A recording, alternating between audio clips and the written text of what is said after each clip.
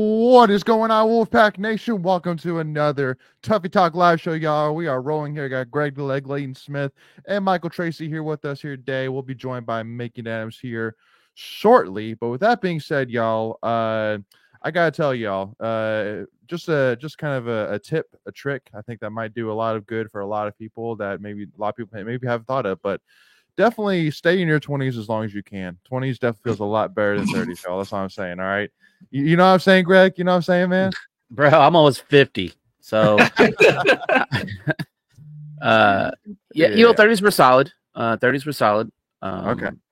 But, yeah, you learn a lot more now you're 30. You know, you had a TV show made about you, back in the day. You're too young to even know about that. Oh, geez. But, hey, you got a movie coming up when you hit 40. This is 40. Yeah, you had the 30-something. I think that was the name of the show back in the day. But it'll be all right, man. You're getting more wiser. That's the way I look at it. Another year wiser. More wiser. I'll take that. Michael, you feeling that too, man? I know. I mean, I got a year and a half. I know, man. Enjoy it, bud. Enjoy it, guys. All right. But there to 30. That's right. But yeah, Wolfpack Nation, as you can already see, you got my man Razor here in the chat already. But any thoughts, questions, concerns, requests, whatever it may be, y'all make sure to get them in the chat, and we will discuss most all of them here today. Razor saying, Greg, you're better than Wise. Wait until 60, LOL, than 65. Good to know. All right. Hey, I just hope to be on the planet still, man. Hey, amen to that. Hey, we'll keep you as long as we can, Greg. We still got many AC championships and natties to win, man. So stick around for it. All right, man. I'm in. All right, let's do it. Ride. Well, with that being said, y'all, we won't, hold us back anymore. But I do want to jump into a little bit of weekly rewind because we haven't used this transition in quite some time, y'all. But this is still, I would say, a weekly rewind. So let's jump into it.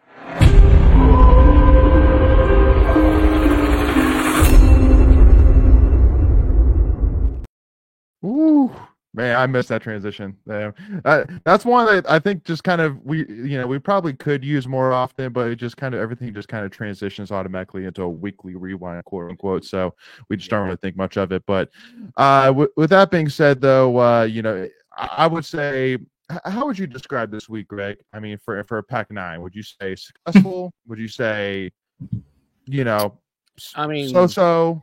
Where would you put this? Incomplete. Incomplete. Thanks to Saturday, it was incomplete.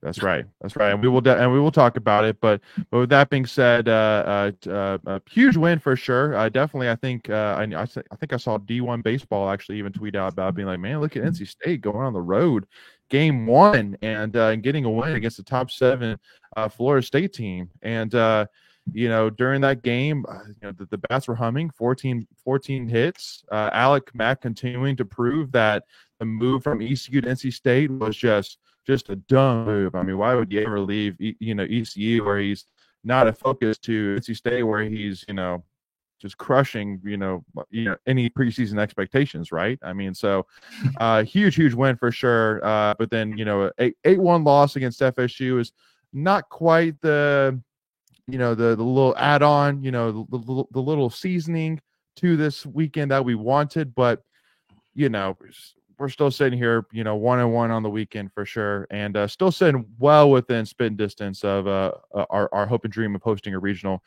Michael, original thoughts on the wins versus the loss, and UNCW too. Even we'll even throw that in. Yeah, but I mean, like, damn you midweek, these midweek games.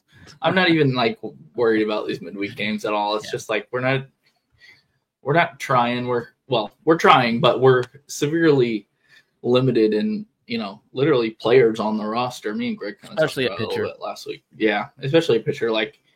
These midweek games obviously look totally different if Fritton or Highfill is pitching in them, and they haven't even pitched an inning in them, which rightfully so, because you got to save them for the weekend. So, you had Logan Whitaker out for the last month, right? Yeah, so you're having to pull a guy that you would probably have in a midweek game pitching on a Sunday. Right. So yeah. But for FSU, I mean, like Greg said, I mean, it's good, but it just felt incomplete. Splitting it is better than losing it, but would have been nice to win the series too. Well, Go ahead, Greg. Yeah, I was going to say, we'll really know here in about 2 weeks how much that third game's got to, help or hurt us. If we get down to a tiebreaker scenario where, FSU gets a pool and we don't get a pool. When I say a pool, when we lead a pool or not lead a pool, because when you get down to the ACC tournament, being a pool leader or number one seed in a pool is very vital. And so if that game on Saturday prohibits us from being a pool number one seed, I'm going to be really pissed. Yeah. Yeah, and rightfully so. So, yeah, but I guess we can kind of get into it. I mean, here, let's do this. Talking a little bit though about specifically the win. To me, I was really impressed. I mean, I put out tweets on that Saturday morning talking about how impressed I was with the team and the fact that how they, they were humming. They, all the momentum was in their favor, and then FSU gets a hope and a prayer with a weather delay. Yeah, and you knew at that point that Heupel's day was done. Which 52 pitches. Yeah, 52 pitches, which you could have probably gotten at least another 20, 30 out of him with how we were playing at that point, which would have been huge. He was going good too, yeah. Yeah, exactly. So, and then getting through that, and then FSU goes on a little bit of a run, and we found a way to win. And Derek Smith looks like that closer that we have not seen since an Evan Justice that, I think that we've been looking for. And you still got Jacob Dudan, who, I mean, that guy's throwing 98 we got two fastballs. It was at 99 on Friday. Yeah. Crazy. So, I mean, overall, a very, very impressive win. I think that, I think it was Elliot Avon that said, that quoted the term, you got to play your best ball in May. And as of right now, I would say we're definitely feeling pretty good besides the injuries, which we'll talk about. Yeah. No, I mean, that win, some of the luck that we haven't had in the midweeks is showing up on the weekends. Like, I mean, I think we had like 3 or 4 infield hits in that Friday night game and scored a couple runs off them. So it was nice. Yeah, their defense wasn't good either. Yeah, they made a couple mistakes. But yeah, and the rain delay is tough because, it always seems like the team that's behind always kind of gets the advantage because it breaks the game up. It's almost like a whole new game when you restart. Yep, agreed. So, I mean, Greg, kind of talk to me a little bit, what stood out to you about this weekend, specifically about what happened during the games, not before or after games. Yeah, Coop Consigliano threw a really great game on Friday night. Probably his best performance of the season, especially having to come in the situation that he did. Obviously, D-Rock stranding the bases loaded. I think that was a crucial moment. I think they left Coop in probably just a 1, maybe 2 batters too much, and then Derek Smith, who has just been lights out on his last 4 appearances. He's that slider is just nasty. I mean, he literally probably throws that thing 95-97% of the time, and hitters know it's coming and they just can't touch it. And so that's when you have that advantage, when hitters know pretty much what's coming and you can still blow it past them, you got some good stuff right there. So I think the way he's emerged this year, because this is a guy that only had I want to say 2 or 3 appearances last year, a transfer in from up, he's from Minnesota, and someone who you probably weren't counting on him just because of the way he was used last year, but has really earned a spot in this rotation. And then you have all the freshmen that are just starting to really, starting to find their groove with Consigliano, with Marone, with, like you already mentioned, Duden. This is a team that come the next year or two, if these guys are able to stay together, which they're a really tight group. So I would think that they're probably going to be hanging around. Watch out. And then, of course, if you get like a Fritton that comes back next year, he's draft eligible. So maybe if he doesn't slot where he wants to, maybe he comes back. Whew, that's a good rotation, man. I mean, Wilson too, right? He could come back. Yeah, he could definitely come back if he chooses. I mean, he graduated this past weekend, so congrats to him on his graduation. But yeah, he does have a year that he could come back and use if he so choose to do so. Yeah.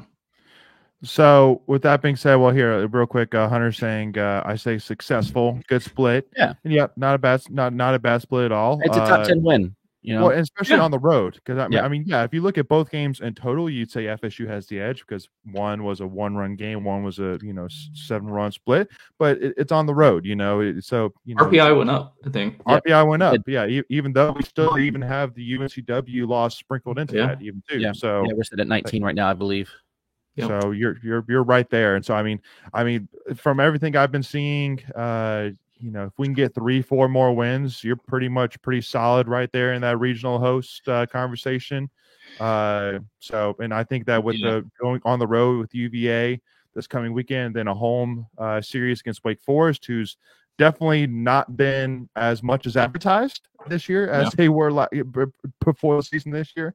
I mean, so opportunities, very, very tough still, but opportunities. And again, if you get 3 or 4 wins between those 2 series alone, I mean that's about as good Especially of a the resume Wake. you can get. Especially Wake. Right now, Yeah. they're turning towards our pod if the season were to end today. So, Mm-hmm. yeah, it's gonna be. I mean, we got big series. I'll be in Charlottesville this weekend, so hopefully we can get another series road win. Man, the way we've been playing in ACC play, we should have probably won that series. They had exhausted a lot of pitching. We play a third game. I probably feel better. You probably have Marone, or actually, no, Whitaker would have gone had we had a third game. Yeah, it'd have been Whitaker. By the way, welcome back, Whitaker and Noah Souls. They were definitely, made their marks known when they came back. So, look, hopefully, like you said, we get healthy. Maybe we get a couple more guys back. We'll have to see what Van Dam's injury is like. Hopefully, everything's okay. I hadn't heard anything from my folks. Because he's a workhorse. I mean, he's a guy that we that's ate up a lot of middle relief type innings. But we'll keep getting healthy or not have any more injuries. And you kind of saw some lineup shuffles, between the Nixon brothers. Nixon was playing right. He moved over to left yesterday with Chase having sliding down to the DH. So we'll see how those matchups continue to work out for the last couple of series of the season. And then we got Norfolk State tomorrow, and by all accounts, it looks like we're going to play that game. You see a lot of coaches play the game. Well, not only that, but the RPI game. I know the NCAA put out their email, but it's still good to see you play those games. Well, yeah, that's what I'm saying. It's like there's got to be at least a tiny chance of rain to even say we're canceling it. I think it's totally clear tomorrow night. So yeah, I got what you're saying. Yeah, because I mean Norfolk State's got a 3+ hour drive to and from. So you can play those games, but hopefully we play the game and we get a midweek game win and then get some confidence going into UVA this weekend. Yep. So with that being said, let's not delay this conversation any further, but let's talk about the biggest what really grinds my gears in the history of this segment, which is no doubt about it for sure. So let us know in the comments, y'all, what your thoughts were to the antics or antics. Bush League antics. Bush League antics. So Greg, for those who are unaware, so give those who are unaware the full background of what happened at FSU this weekend. Yeah, so obviously there was the lightning delay on Friday night, and then apparently they had some weather come in on Saturday and morning.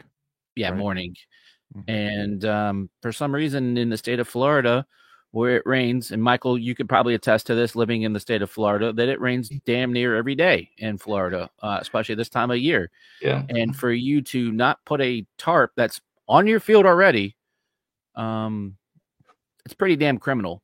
I just don't know what behooves you.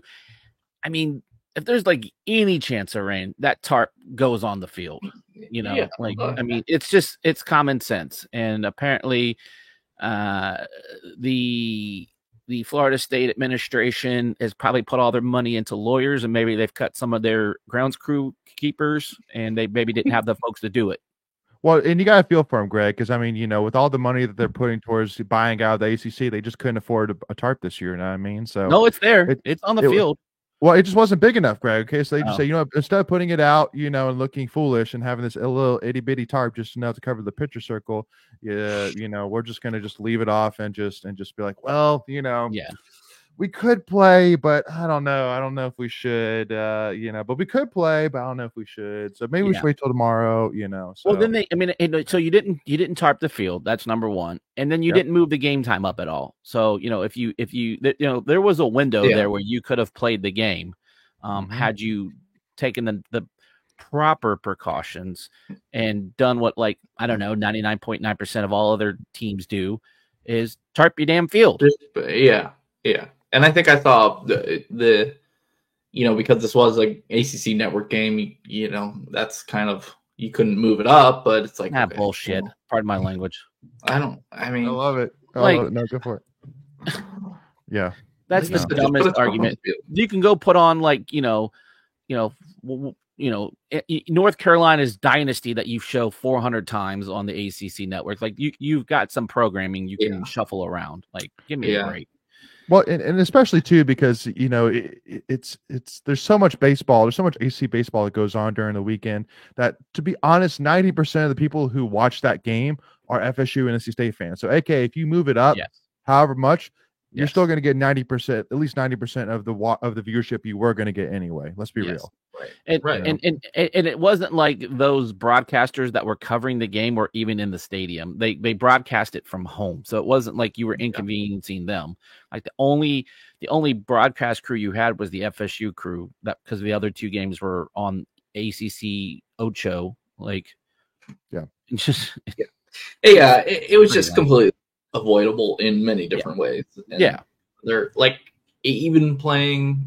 Well, I don't know. I guess it would have depended on what time we got there. But even playing a doubleheader on Friday before, if you knew it was going to rain all day on Saturday. But it's just frustrating. And here's the other thing: Link Jarrett has pulled this crap before. Like, this isn't the first time that he's played some games with RPI and all of that. Because obviously, for anyone that doesn't remember, he was with Notre Dame before he came to Florida State, and he's played these little games before. And look, even if they didn't play games in the antics in the Bush League, it's still incompetent. Like, I mean, it's just incompetence at that point. Yeah, so, really. At worst, you just don't know how to take care of a baseball field. It's like, come on.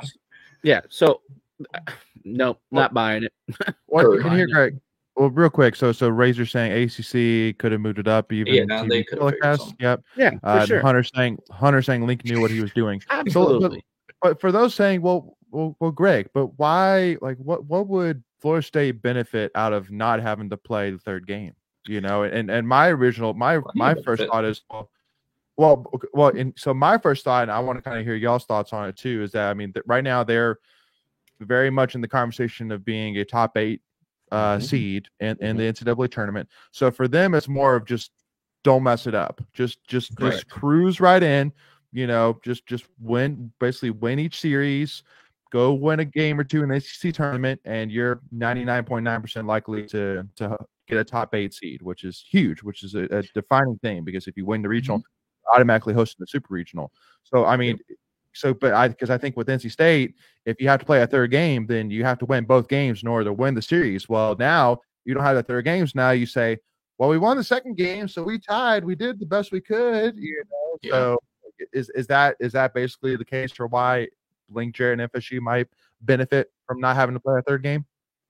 Yeah. I mean, absolutely. They're in that, like we talked about earlier, not playing that third game, it leaves them a game up on us in ACC standings. That too.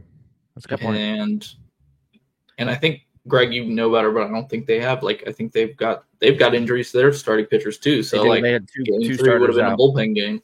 Yeah. Yep. So it's like, Interesting. But I'm also trying to pull up their last skit. But and they got Pitt to end the season. Who right now is 6-18 in the ACC. Yeah, they're not even make the ACC tournament. So this was the biggest chance for them. Yeah. It's just a coincidence, Greg. Just a coincidence. All right, just a coincidence. Okay, I see what you're doing there.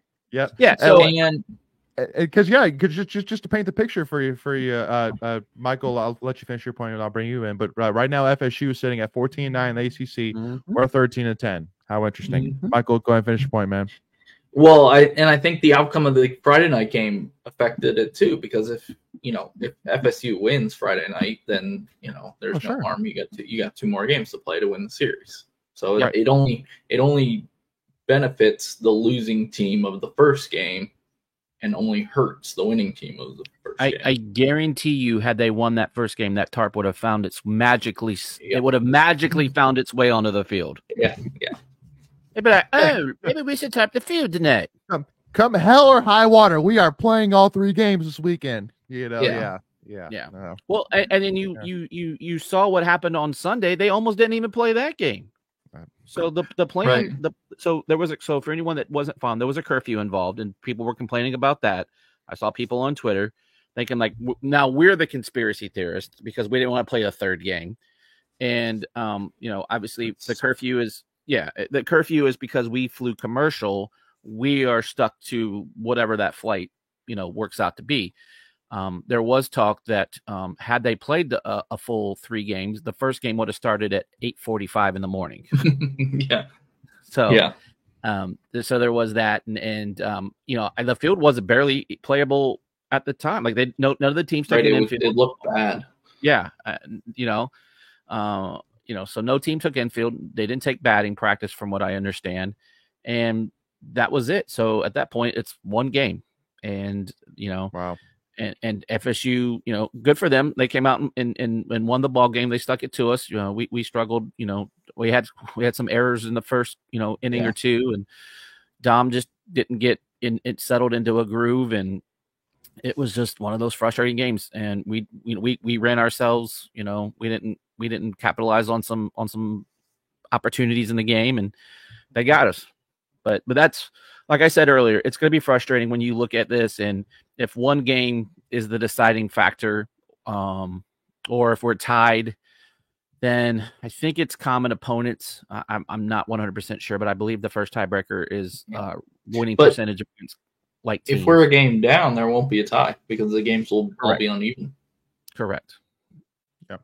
Correct. So just to remind everybody, so the rest of the season we have Norfolk State tomorrow night. May 7th for those who are listening on May 7th.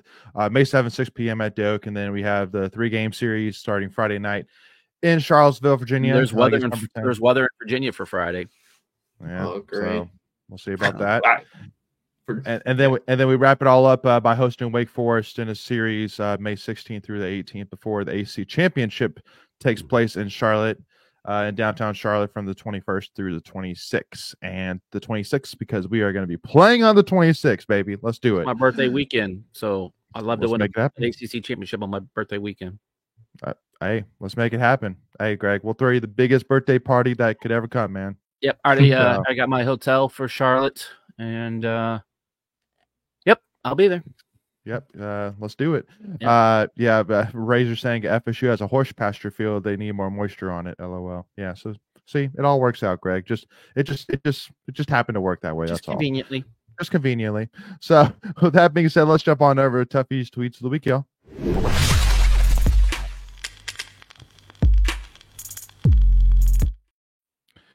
Alrighty, so I got to give a shout out to my man Dave Windsor here with this just grade A tweet for sure. For those who are listening, it's a picture of the our tarp at NC State on the field, and it says, "Dear FSU baseball fans, this is a quote unquote how-to thread on, I guess, covering a baseball field. Step 1, gather 10 friends at the baseball field. Step 2, roll out the tarp. Step 3, set heavy objects on the tarp. Step 4, wait for rain. Step 5, take off tarp and play ball." I mean, well done, pretty easy. Well done, Mr. Windsor. Bravo. He had to quote. Do you know what the crazy part is? He had to quote 6 sources in order to come up with this information and write this research paper, Greg. It's like how to cover a baseball field. He's got all the little notations, and then it's like at the bottom you have to have the key. The funny thing is most of the time who tarps the field, at least for State, is the ball players. So it wasn't like they didn't have players available. In fact, I don't know. Did anyone see the Georgia player get caught up on the tarp the other day? Like that was pretty funny. He got. I've seen those before. Yeah, he slipped and he took a ride on the tarp. But yeah, you've got more than 10, Dave. You got 30 plus guys that'll be willing to be available to pull a tarp. Yep, that's right. Yeah, not hard. It's really not hard. In fact, it's been done for, I don't want to say probably 100 years. Oh yeah, for sure. So, but I guess we'll file away that research paper in case FSU ever needs to reference it in the near future. So with that being said, our next tweet of the week, y'all got to give a shout out. Greg already mentioned it, but the return of Logan Whitaker back into the lineup.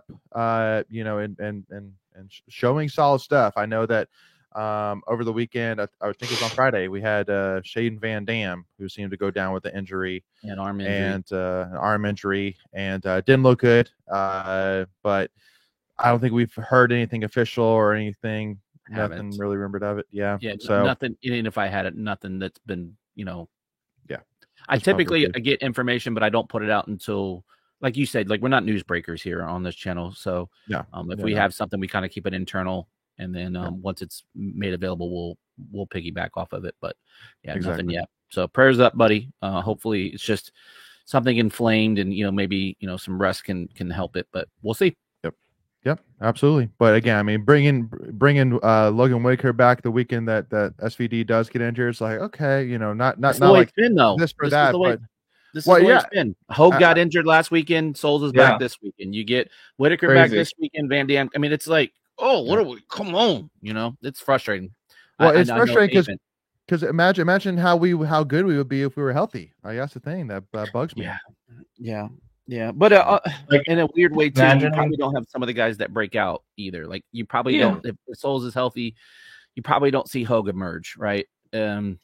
He gets probably a spot thing here or there to give someone some rest, but it's frustrating because then you're like, okay, if Souls comes back, you got Hogue and Souls, you can platoon lefty righty, you can maybe even slide Hogue into a DH position, and then unfortunately he has the broken leg. But if we can get healthy and figure this thing out, man, like our pitchers are starting to, like our bullpen's starting to look a little bit better, like I said, with these guys. Maybe if Whitaker is back and is able to go full go, maybe you get, we only have one more midweek game this week, but so you can maybe have Marone slide into there. But really where this is going to help us is in back-to-back games and an ACC / NCAA tournament where if you need some extra arms, you've got some wiggle room.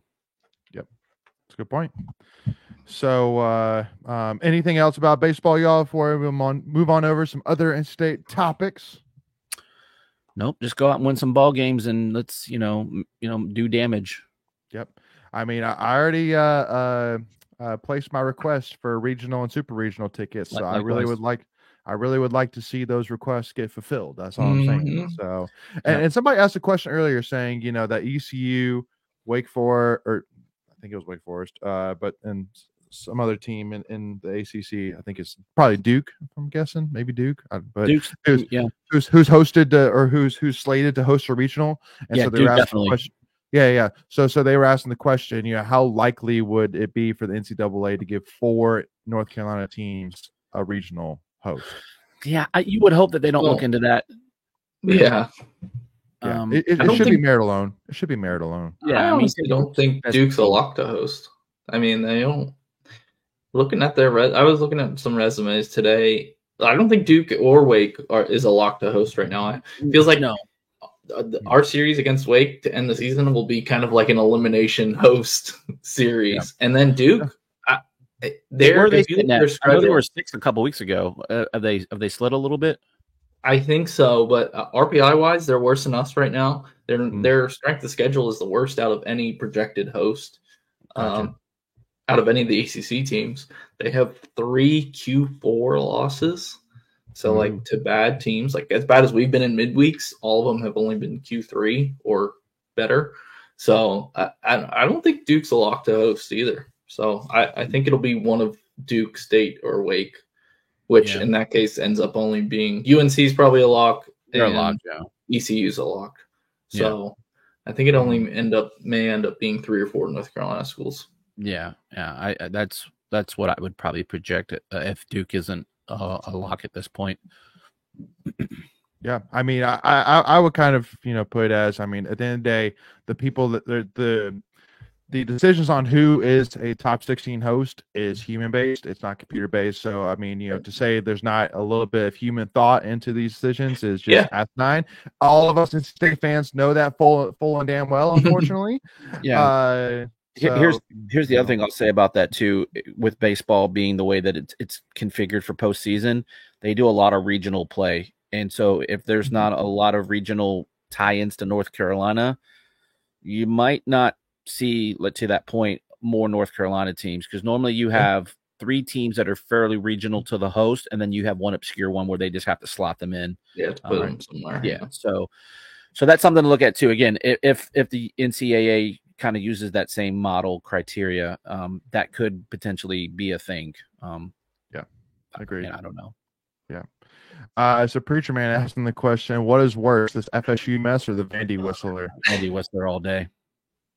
Yeah. Well, I would say Vandy Whistler because the Vandy Whistler will never die. Like he's just he will. I mean, that kind of works out. Well, but I literally think it's just gonna get passed on forever. It will get passed on. I'll pass the whistle down to the next person. Because people don't even know that there's 2 whistlers. Actually, there is. People don't think about that. There are 2 whistlers. So that was the most annoying thing about Omaha. Yep.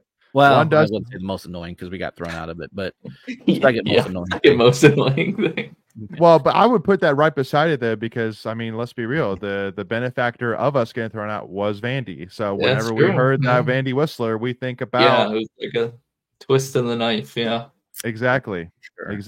So whistle in the wound. That's right. Like FSU mess, like y'all just idiots, like whatever. But the Vandy Whistler thing is just nonstop. Just it's been a thing for many years.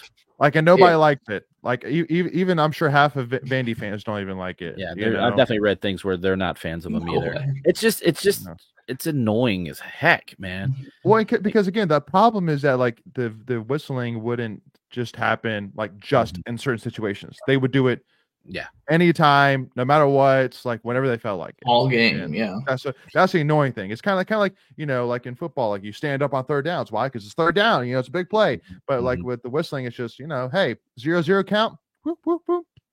Whoop, whoop, whoop. Yep. Like it doesn't matter. It's just annoying. Hunter asked the question, what are y'all's thoughts on DJ Horn not getting invited to the NBA Combine? I thought that was kind of crap.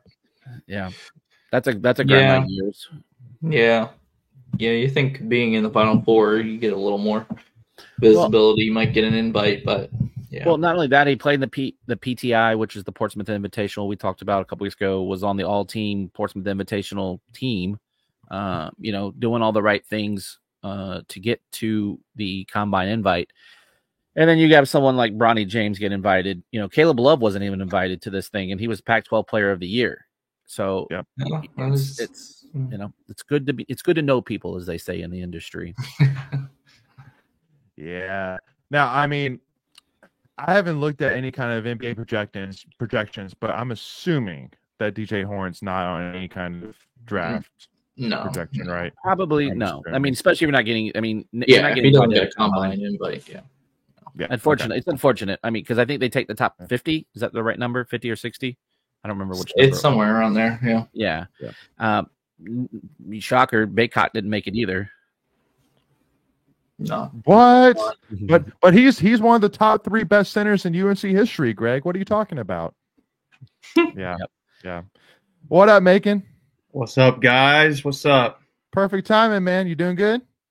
Good, man. Sorry I'm late. When you're away for a week, you got to run errands, man. So whatever. You'll be docked later. Am I even a fan? We need to put that on I'm telling you, man. When we come out with our Tuffy Talk t-shirts, that's going to be one of them, man. Are you even a fan? So it is trademarked now. For anybody who wants to take it, we are calling it right now. Are you even a fan that is trademarked by Tuffy Talk LLC right there? Yeah.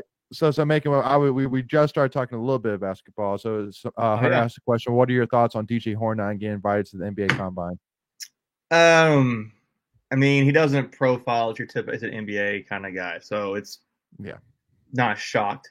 little surprised maybe DJ didn't get a little sniff at it just because of what how like stardom he kind of had, but I wouldn't expect him to be there. Burns or Horn? Burns.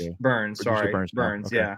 So, but I'm not shocked by it. I am a little surprised. I mean, it's like I think on two ways. One, Cal State didn't get invite. It's like, wow, they really didn't have a lot of talent on this team this year. And then two, holy cow, they NBA just did talent, that. right? Yeah, NBA but they just did that in the Final Four. Like usually when you see those kind of teams, they're making they have at least one player. They had none. So that's pretty how remarkable the run State went on is. It kind of reinforces that in my mind a little bit. But yeah, I'm not surprised by it. Little bummed, disappointed, but not surprised.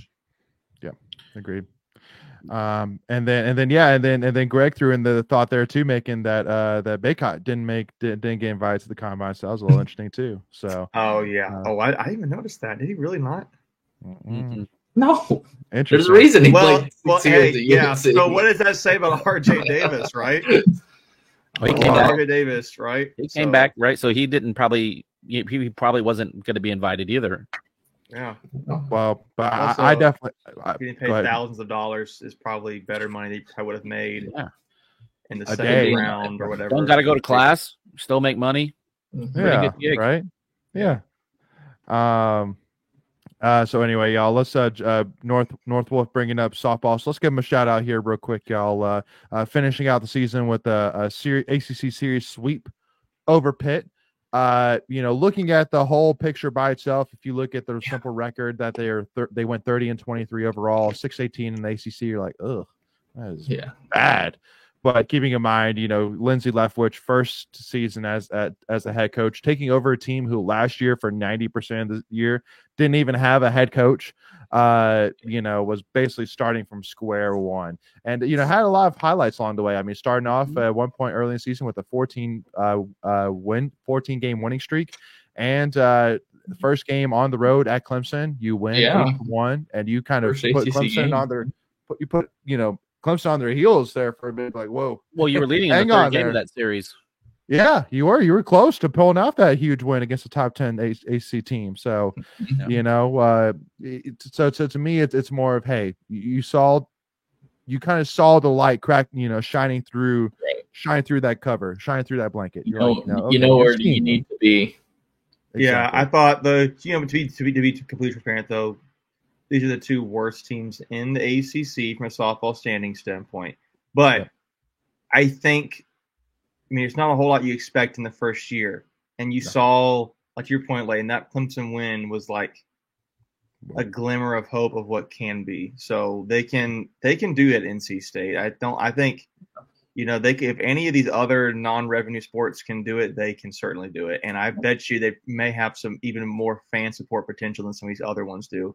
If they were just to get the right coaching and momentum in place. So, well, and I mean, they have a 4-0 win over number 22 South Carolina at the time. They went to FSU, lost 2 games, 8-6 and 8-5. Duke, they lost 5-4, 5-3. Duke's the number 1 seed. Yeah. So again, they were competitive a lot of these games, which you're like, okay, are we taking these, these small victories right now? It's like, well, yeah, you got to with a first year head coach starting from absolute square one of this program. And honestly, with facilities that haven't been upgraded a long time, like I guarantee you that probably baseball is number one focus right now and get that done, but softball soon after to finally get some upgrades that are much needed. And I think that would really help a lot again, especially because Coach Leftwich, I mean, she's young. I mean, she's got a bright career ahead of her at NC State if she chooses to spend it with. I'm assuming that with how many NC State red shoes that she's bought in this year, she's locked in for a while. Let's put it that way. So I'll put it to you, they also got a win against Virginia Tech, who is the third ranked team in the ACC. So they got a 5-4 against them too. So lots of glimmers of hope for sure. Very, very excited for it. And now you have a full year of evaluation on your team. You can like kind of make Michael was saying, you know where you need to get stronger and better. Hopefully it's an audition, like tryout. Yeah. So hopefully all of that's being addressed through either recruiting and or transfer portal, and see what you can get. I mean, Raleigh has a lot to offer. we haven't, we kind of were talking basketball, but you see where State's got a top 10 transfer portal class coming in. Something we didn't really talk about. So we will. It's out there. Oh, we will. Oh, okay. My bad. Yep. We will. Yep. But real quick to kind of finish off this softball point, North Wolf talking about the softball team played a very tough ACC schedule. That's the one thing that a lot of people need to also keep in mind is that, again, she's taking over for a team first year, a team that had no head coach last year, and probably the toughest conference in the country right now, and the toughest ACC has ever been in softball. I mean, there's so many teams in the ACC that are top 15, top 20, top 25 in the country right now. Whether it's Virginia Tech, Duke, UNC is getting up there, even though they're starting over as well. FSU, who's won national championships. The list goes on. You even bring in Cal and Stanford, as well, who both have very big softball programs as well. So it's tough. But we're only losing 3 seniors, so I mean we're bringing a lot of players back from next season. So excited to see what Coach Leftwich can do in the offseason now. Yeah, I think fans would be really supportive of a softball team. Like if they just want to get, if they had something to pull for, I think compared to what they have had in recent years. But I remember when they won the ACC championship tournament like a few years ago, and I remember thinking like, what? And it was when they had the last coach or 2 coaches ago, when it was his first year. So it was, something that I think fans would really be behind. Honestly, I think it'd be fun. So yeah, and then if everything that you're hearing is true, they're going to be getting a new facility here probably the next 3 to 5 years. If everything works out the way it's supposed to, the plan is to put the softball facility right behind Doak. Really? Okay. Yeah, that's the hope or the work, is that dorm, I guess, right there. Like that's Sullivan, from what I understand. Yeah. I don't know that for. Lee and Sullivan. Yeah, so one of those, if not both of those dorms are coming down, and so they're hope to turn that land into. Really? Yeah. Wow, I didn't know that. And that's what I'm hearing. That's what I saw. There's a lot of land back there, so yeah. I mean, obviously the money has to come through. So we'll see. Yep. Well, if there's one thing for sure is there's definitely not a shortage of money coming through NC State in different avenues right now. That's for sure. So but got to give a huge shout out though to the class 2024 overall. Though obviously with all in state alumni here, got to give a huge shout out and to the class 2024. Welcome them. All of them, whether you're listening and you are part of the class, or somebody who's part of the class, or you're a parent of somebody from the class, welcome to all of the new members of the NC State alumni. We're excited to have y'all and proud of y'all and excited to see what y'all can do in the world. Exactly. Go give to the Wolfpack Club. You guys did it. Yeah. Go give your money. they do have a deal for. I used it when I graduated. I totally did that. So what was it again? So the young alumni. I think your club member. It's a discount. Yeah.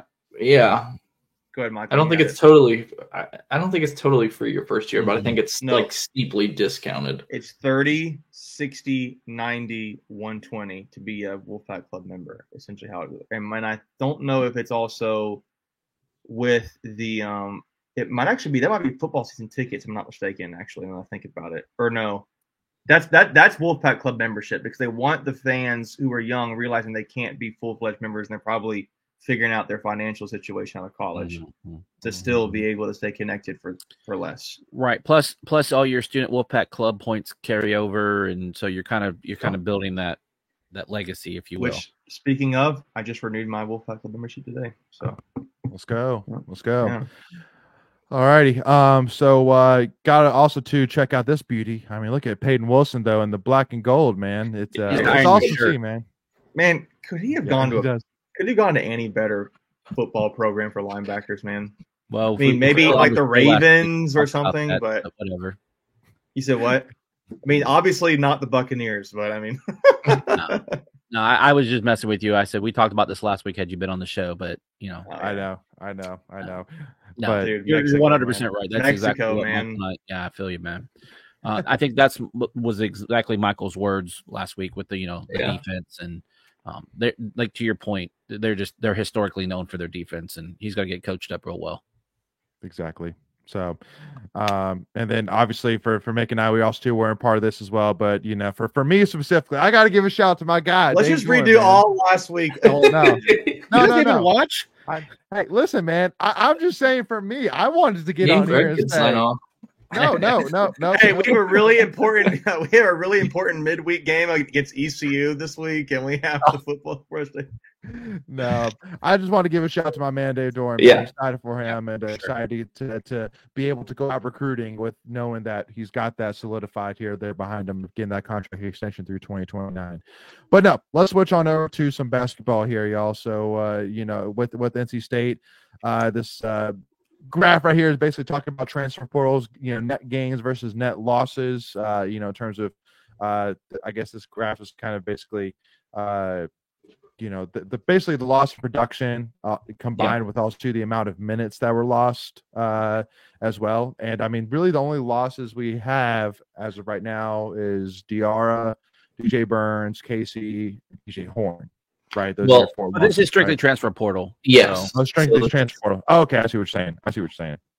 So that's why we're so high. Yeah. Like, obviously, if you take everything into account, yeah, we'd be way lower. But yeah, strictly in and out of the transfer portal, we were one of the best. And for anyone just listening, we're in the upper right quadrant is where you want to be. There's probably only one school better. Team. Yeah. USC. So. Yeah. And those are some blue bloods there. You look at there with Kansas and UK and Kentucky. So like, we're right where we want to be for. I'm just looking at schools that kind of surprised me. Like, look at Duquesne there, dude. Like Duquesne's up there in the D, and then the bottom. I'm trying to look at who's the lowest Power 5 school. If it's not BYU, it might. No, that's not connected. That's the wrong. No, Husky. It might be Oregon State and Florida State. ECU's over there. Haha. I see Boston College's logo in there. I see Arkansas, Wake Forest, Virginia Tech, Duke. Georgia Tech. Seton Hall's pretty low. Seton Hall's there's a cluster. Low There's a. Well, they're not Power 5.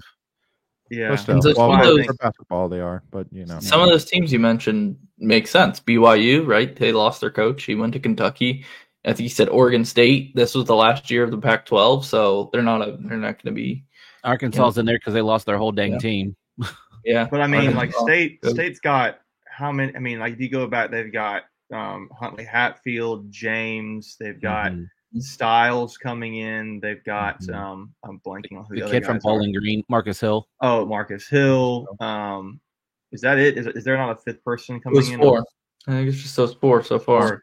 And honestly, I think State can now go to all these other guys who are in the transfer portal and be like, you really can. You got a track record now, and you have a resume of what you can do with transport. Right. So you like, I mean, you don't have, like I mentioned this a few weeks ago, but you don't have your Kevin Keats to cower to, Hubert Davis or John Shire, or any of these coaches in the ACC right now. Like, what have you done that I haven't done right now? I mean, like relatively speaking, yeah, Hubert Davis did play in a national championship game, but you were one game away from that. So, and you're seeing some high level, high profile transfer guys not going to Carolina. The latest guy from Rutgers is going to Arkansas. They were really hoping to get him. Guy, a center from Arizona, Ballo, who was considering UNC, went to was it Indiana? Indiana, yeah, Ballo. Yeah. So they're missing on a few, and they're banking heavy on their guys coming back next year. Jalen Withers is coming back, but he's like a guy like that. Good. I'm not counting on it. Obviously, I almost wonder how much they really needed RJ Davis to come back. Because is Cormac Ryan coming back? I don't know. Yeah, no, he's gone. Man. Well, that's why I was saying that kind of perplexed me, to be honest with you. I saw like a post or like a late transfer portal top 25, and they had UNC as like number 8 in the country. I'm sitting there like, do we even know who's starting for them at the 4 and the 5 right now? I mean, like that they're feeling really confident about. How reputable was the source? I mean, like everyone's got everyone's got their rankings. Is it anyone of any particular stature? I mean, I saw it. So, I mean, I'm sure it's not. I'm sure it's not garbage. But I'm sure it's not. I mean, let's put it that way. I mean, it's UNC. I mean, by law of the trade, UNC has to start in top 15 in basketball. Yeah. Well, hell, now football too. It seems like.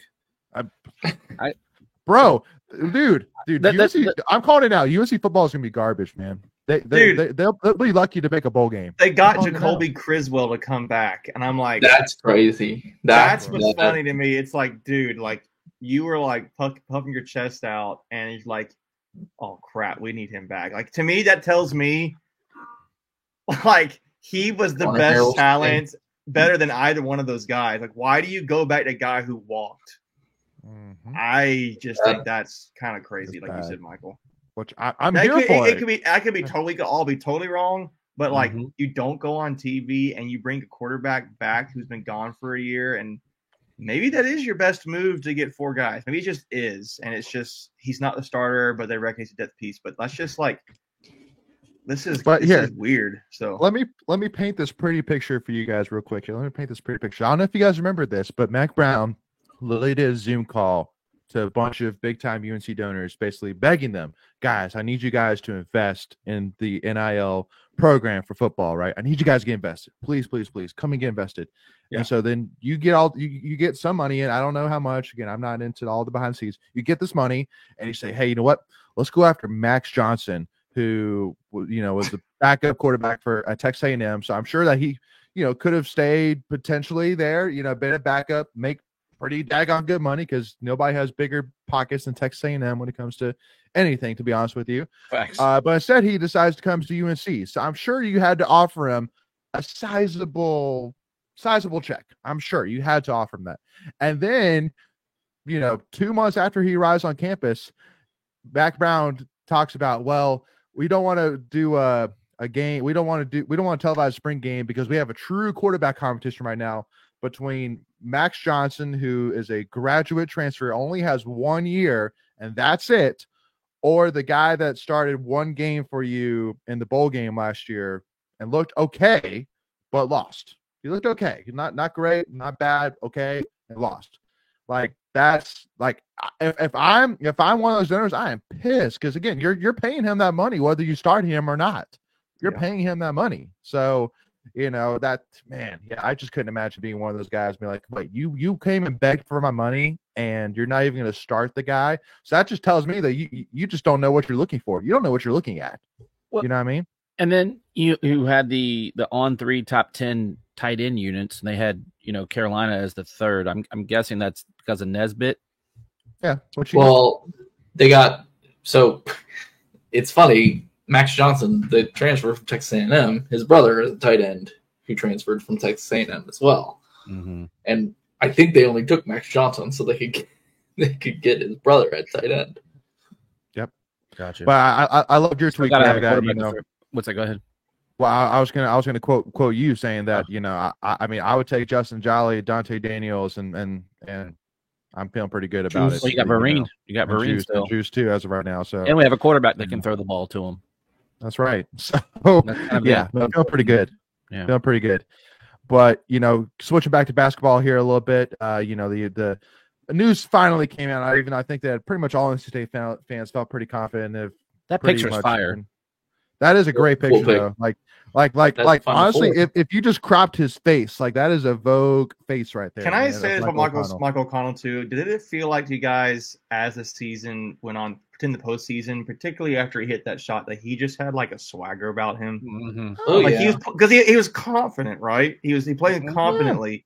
So I don't know, dude. He was. I will too. He was fun for me to watch play because he was a different type of player to what the rest of the team was, and I felt like it helped the system work. Well, obviously, the point guard, but yeah, especially when you're running the point. To your point, yeah, that's right. Your point. Your point. Oh my gosh, Greg, get out of here. No, I would. That was not pun intended, but to what you're getting at, I'll say it that way. Yeah, right. You control everything, and everything runs through you. And so when that guy has confidence, it takes the whole team with him. Yeah, absolutely. So real quick, I got to give a shout out as well to our friends of the podcast, actually the NC State club sailing team, who once again qualified for nationals. I think now this is this got to be their 4th year in a row. Their 5th year, yeah. I think every year we've done Duffy Talk, yeah. Yeah, they've qualified. So and so basically, since their club, they are basically internally funded. So right now they are asking for donations, as again they do have to go do travel. They have to, get everybody there. They have to, pay for food, pay for hotels and all that jazz. So if you want to support them, all you have to do is just go to salepack.org/2024 nationals. Again, that's salepack.org/2024 nationals. Any dollars you can give would be much, much appreciated. And so that way they can get to nationals and support the red and white like they always do every single year. And if you don't remember what we just put out, go hit up their Twitter at salepack. So they'll have all that info on their page. Exactly. Thank you, Greg, the man.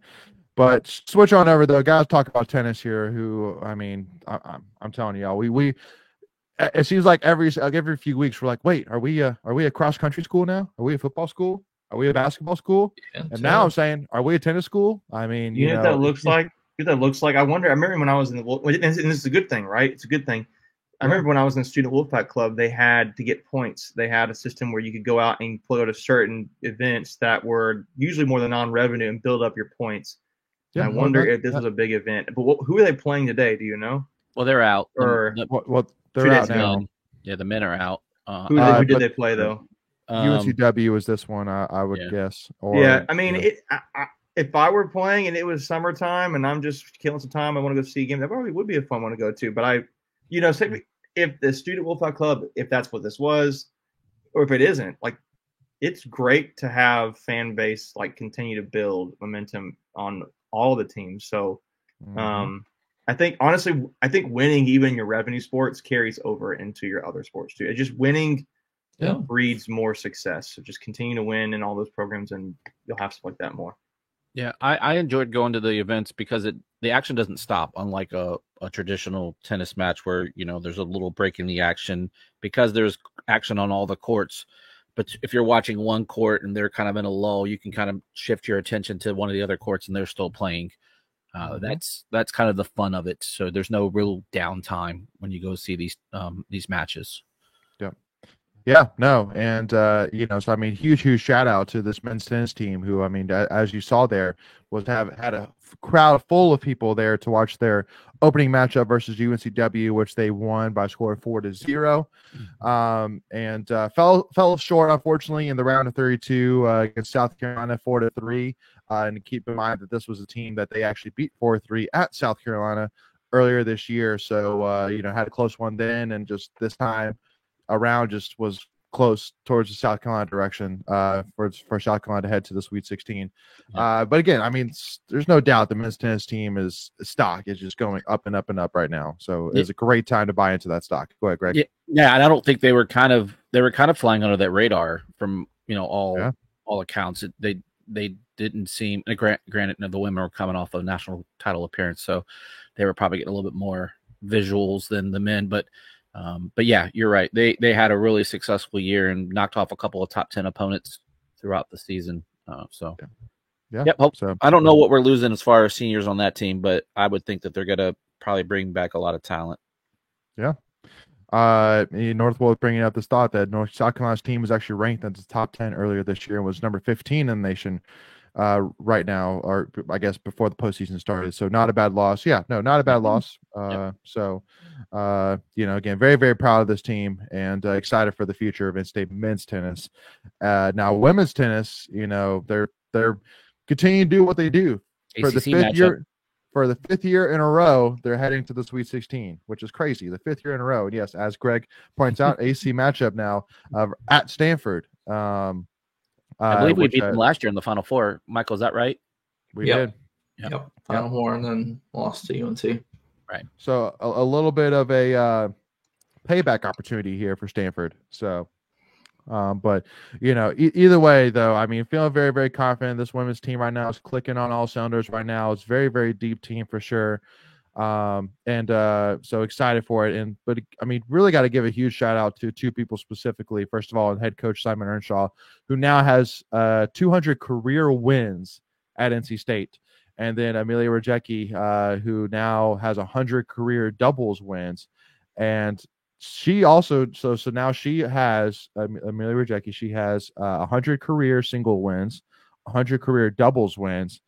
And she is the third player in program history to achieve both those accomplishments, getting 100 single and 100 double. Only a third tennis player in program history to do it. So, I mean, we were talking, I think I might have said it late last year about how we had the honor to watch Diana Schneider, who, talking to, some people within NC State tennis said is hands down the most talented women's tennis player to come to NC State. You had Peyton Wilson, you had Emily Shepard with gymnastics, who's the GOAT for NC State gymnastics. You had Peyton Wilson, the greatest linebacker to play NC State. All this stuff going on, and now you still have Amelia Rajecki, who's I mean, per the stats, one of the all-time greatest women's tennis players to ever play at NC State in terms of achievements. So again, it's a great time to be an NC State fan, y'all. Like, there's never been a better time in NC State athletics than right now. I'm telling you, it's really awesome to sit here and have, again, NC State women's tennis competing for a Sweet 16. You have NC State baseball competing for a regional host. You still have, even golf even competing as well. Like, you still have a lot of action. We're sitting here in May. There's not a lot of teams or programs that have much of anything to watch right now. So just got to remind people that. And then the other part of that is we are collecting. I just forgot the name of it. The cup, Capital Cup, the Directors Cup. Yeah. So we're just collecting points on that. Yep. And we were 7th heading into the spring sport. So I think we're going to probably easily our best ever Directors Cup season. There's no doubt. Yeah, I think we'll be top 15 for sure, which I don't think we've ever been. I don't think we have either. We better be sniffing top 10, man. We just had both our basketball teams hit Final Four. That's well above expectation right there. Right. Yeah, and we got those beautiful points. So Yeah. As long as probably, go ahead. It'll depend on how far the women's tennis goes, how far baseball goes. So yeah. I wonder how many programs have made a bowl game, their basketball program in the Final Four, at least one of the programs in the Final Four, and if State can make the NCAA tournament for baseball, I wonder how many programs have done that. Probably not many. Or even a regional host. I guarantee you, we'd probably be the only one in terms of having a regional host, Final Four, and bowl game. That's pretty awesome. Even if you took away Alabama, the maybe something like Alabama, maybe they're kind of right on the line to host. I think. Even if you went down, I mean, there's not. If you want to go down less on something like the Sweet 16, I still don't think there's many teams that did a bowl game, something like that, and make the NCAA tournament for baseball. It's not that heavy. So what State does as a program right now, and again, credit to Boo Corrigan, is it's really good. So, and Debbie L, honestly, when she was here. So. Well, and that kind of even builds off it too, is that, again, I mean, we don't have a single head coach on the hot seat right now. You have Boo Corrigan locked into a contract. That's so funny that Kevin Keats is not on the hot seat anymore. That's so funny to me. He's not on the hot seat. You said that we have no coach on the hot seat. Like, not one. That's just so, that's so funny to me. Not one. You can't even make You're a case right. for one. You're right. Because you just hired a new men's soccer coach, so that would have been the only one. You just hired softball. Yep. Mm-hmm. And then everyone else is volleyball's not on the hot seat. Volleyball's on the hot seat or anything. No, he's still building. Yeah, but I mean, how many years has it been? That's what I'm curious about. I think he's 3 or 4. This is so how many more years are they giving a bill? So I'm getting that. So I mean, they were right there on the cusp of getting a playoff. Or I'm playing devil's advocate in that regard. I'm like, sure. To my point is, if the fact that we have to even stretch that out is the point. Dave Doran hot seat. Just got a contract. Yeah, Greg is all about that hot seat, Dave Doran. No, I'm not personally. I'm just, like you said, playing devil's advocate in the situation. What conversation a few months ago, Greg, that I still remember, Greg. You can pull it up. Pull up the audio. Pull up the record. Well, and the other things which I'll build on that as well with Lucas Slabe, volleyball coaches. First of all, this is a program that he inherited that basically has no history in terms of of significance. This team never has really accomplished anything, so he's basically building his own history from the bottom. He's also a Team USA assistant coach, so that's a resume builder right there. That's clout for sure. And the fact that he's probably got to be late 30s, early 40s. I'm guessing he's a young dude. So I mean, he ain't going nowhere anytime soon. So it's a great time, y'all. That's what I'm saying. There's never been a better time to be an NC State fan, and it's not even close. It's not even debatable. So, and then if you disagree, you just a hater. You just a hater. I mean, there's no other way around it, man. You could say, well, the 80s. Well, okay, fine. We won the championship, whatever. But like everything right now is clicking. It's awesome. It's funny, real quick. Like, the Final Four and put it over the edge, kind of. Like, okay. And both men's and women's. Like, yeah. Men's and women's. Yeah. I've honestly had because I talk about NC State all the time at work, and I've got guys and ladies, kind of we just talk about it a little bit at work, and they're like, wow, like every time I see something, State's like winning, and I'm like, jump on, you get could on. Be a fan. It's okay. We will welcome you. Embrace your Borat. It's very nice. Yeah. Funny story. I was at the VFW the other night having a few drinks with some coworkers, and the guy walks up to me and goes, "Man, y'all had a nice run," because I had a NC State stuff and he goes, "Y'all had a nice run." I'm like, "Yeah, man, yeah." And he goes, "I saw you on TV." I'm like, "Yeah, man, come on, like you can." And he talked NC State stuff with me for 10 minutes. So I think he's a Clemson fan, but still a good dude. And they did too. People did too, right? They had guys for Elite Eight. Yeah, so people are talking about us in a positive way. So that's awesome. Like who are most of your people you work with fans of? Oh, for me, is it just kind of like all over because it's. Yeah, so I have a couple of I have one Carolina fan. He's a good dude. And then I have a Georgia fan, a couple Georgia fans. Yeah. I got a Bama, and then I got those were the main ones I talked to. So, but yeah, people are taking notice. Yeah, 100%. So that being said, I also got to give a shout out to the crazy surprise announcement of Tristan Teasdale. Teasdale, if I'm saying that right. Yep. Safety commit from Leesburg, Virginia. Yep. Who doesn't have a ranking on 24/7 anywhere I saw, but I'm assuming that with him being class of 2025, I don't know. But I mean, like his offer list. I mean, had Oklahoma State, Kentucky, Miami, Notre Dame, Southern Cal, Washington, Iowa. So I mean, he had a pretty extensive list. So I mean, he's at least a 3-star, if not a 4-star. Got to be. So and he's the number one. He rated the number 1 safety in the state of Virginia. So that's it's pretty good. Something to be pretty good. Of. Pretty excited about. Yeah, that one kind of came out of nowhere, right? Beginning of May, not many. Recruits are committing. It's usually later in the summer, but we'll take it up early. Hopefully it sticks. Yeah. I mean, I don't say that funnily. I mean, funnily, that's not even a word, but it's with that list. People, will still continue to try to recruit him. Yeah, absolutely. But plus, he has his season this year. Yeah, that's the guy who had a huge offer list, and he had offers from everybody. So it's like people look at the 3-star, and I mean, it's a guy that everybody wanted. I mean, like he had major offers, so it's not like this is your typical kind of 3-star guy. Some of those guys end up being big time talents, right? So this is to me, the State's staff has earned trust with who they recruit and identifying talent, and so this is exciting to me, especially when you consider the offer list. So and you would think if that offer list gets a little bit bigger, those stars start coming, right? Because we just know how that game works. Once you get offered by an Alabama or a Georgia, stars just magically appear on your profile. Right, but it's crazy, like, because he's only ranked on one site on Rivals. Like, it's kind of surprised all these offers.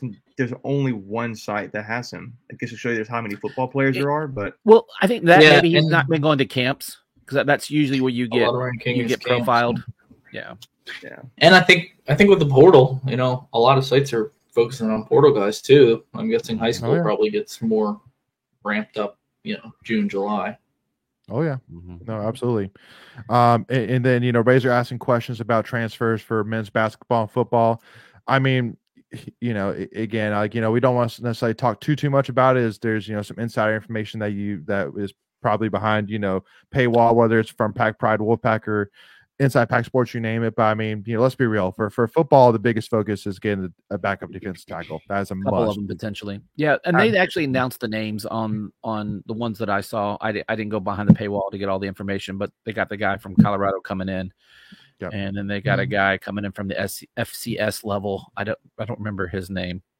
Those are a couple D tackles, and then I think they had a safety coming in. Yes. Yeah. They had safety as well. Yeah. Which would definitely be needed too. Well, but definitely the focus is defensive tackle, no doubt. Yeah, really thin there, especially yeah. with we've had some injury history at those positions. You know, Van's had some injury history, and so which hold on to. Can we did y'all talk last week about Josh Harris going to UNC? Did y'all talk about that last week? I don't know if that happened before the show. I don't think we did. No, yeah, we definitely didn't talk about it. We definitely didn't, but I thought he came in after Monday, but maybe he didn't. Yeah, but it was so if we want to talk about it, just real quick, and I know we don't have too much more time here, but the former NC State defensive tackle Josh Harris, who left NC State after 3 years at NC State, he transferred to Ole Miss last year for 1 year, and then put his name back in the transfer portal again. There was 100% talks of us talking to Josh again about coming back to NC State, reuniting with NC State to fill that backup defensive tackle role. But all of a sudden, he decided to commit to UNC, which I didn't see coming. That was a huge shocker for sure. So, yeah, Michael, go playing ahead. time. Yeah, playing time. Yeah, I think it's playing time, and they've probably given him some NIL, which I don't think he would have been a backup to Brandon Cleveland, at least. Yeah. He has more a than kid likely, too. though. Yeah, he has a kid. Yeah. So that NIL money is probably very beneficial for him. Yeah. True. And he's probably trying, and to Michael's point, if he's going to get a backup role, this is his last opportunity to get some film on tape for NFL scouts. And so you would think that he's going to want to get as many reps and get stuff on tape to, improve his stock. That's right. And then Preacher Man as well, just reminding us as well that with Coach Esposito, Zach Esposito being added as associate head coach for NC State Wrestling. If you haven't checked out those interviews yet on our channel, make sure to go and do that, as both those interviews were really, really awesome. So make sure to go and check those out here on our channel, and make sure to hit that subscribe button if you haven't already.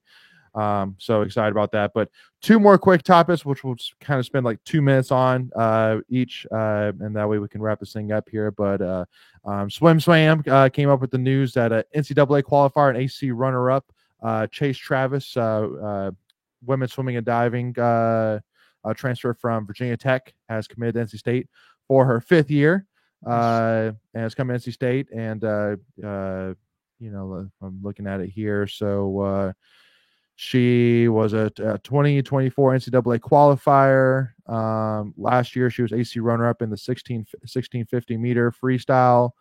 So behind who was it? A state person? I'm just curious. Do you know? I don't think so.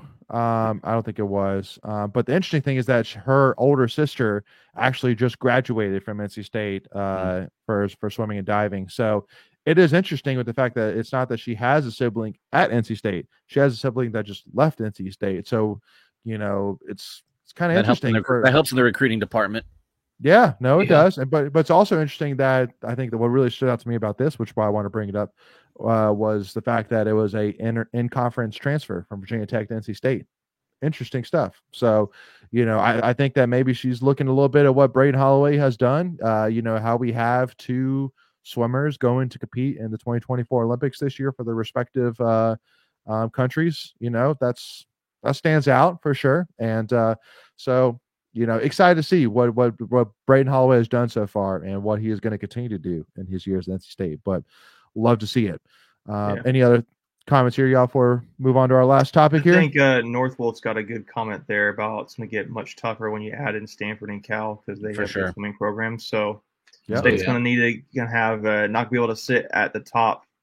I know UVA is there at times, but they're going to have to really work a little bit harder, I think, to get that title now.